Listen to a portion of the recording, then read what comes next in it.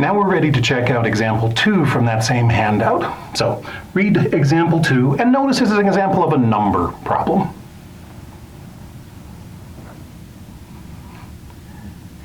So as you read through the first 2 words of example 2, it says, what number? What number means it's something that we don't know, that we're trying to find. Another way of saying something we don't know that we're trying to find is the variable. So when you see that phrase, what number, they're giving us the x. So what are they having us do with that x? Well, we're starting off with a fraction, 4 over 5. And this x is going to change the numerator in a particular way and change the denominator in a different way. So as you look at the wording here, it says that we're going to come in and add this number, x, to the numerator. So we're going to have 4 plus x. And then we're going to multiply the denominator by that same x. So we're going to have an x here. And the problem says if we do those two things, this rational expression is equivalent to another rational expression, 1 over 15. Now that we have this is a rational equation, and that's why it's in chapter 7. So once again, we're going to use the same ideas from section 7.6. We're going to start by finding the LCD. We have a denominator of 15, and we have a denominator of 5x. So we have to find an LCD that will work for both of these. So start with the numbers, 5 and 15. If you think about 5 and 15, we need to find a number that is divisible by 5 and divisible by 15. 15 does that.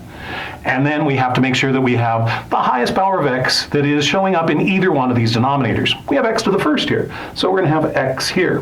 Our LCD in this case then is 15x. So that means we want to come in and multiply the left-hand side of our equation by 15x.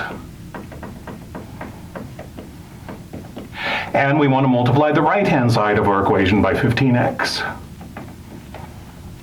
Now it's a matter of coming in and thinking about each one of these as fractions and canceling as necessary. 15x, once again, can be thought of as 15x over 1 in both sides. Over here on the left-hand side, then, the 15 and the 5 will cancel down a bit. Cancel a 5 out of 5, you're down to 1. Cancel a 5 out of a 15, you're down to a 3. The x's cancel, down to 1 in both cases. Over on the right-hand side, the 15s cancel completely, down to a 1 in both cases.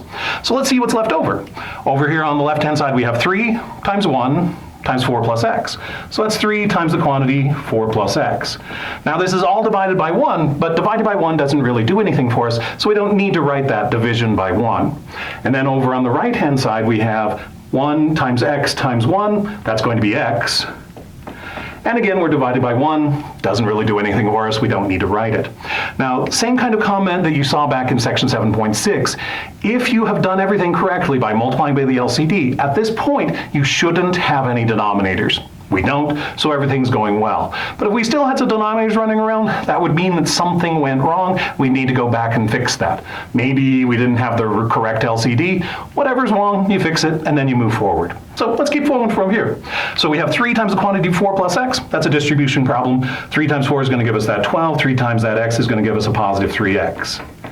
Now we have an x on the left-hand side and an x on the right-hand side. If we subtract 3x from both sides, we're going to get the positive 12 is equal to negative 2x. Now we can divide both sides by negative 2, and we get that negative 6 is equal to x. Now on the previous problem, example 1, we had to throw out the negative answer because it was talking about the length of a rectangle. This time, x is just a number. Doesn't say anything about the fact that that x has to be a positive number. And because of that, x equals negative 6 is a perfectly acceptable answer. So it's an acceptable answer, and it's the only thing that they requested. We don't need to find another number. We don't have to find a length. We don't have to find a width. They asked for one thing. We gave them one thing. And the final item, you have to think about your units. On this particular problem, it doesn't have units. We don't have feet. We don't have yards. So we're done with this particular problem. X is equal to negative 6, and you're done.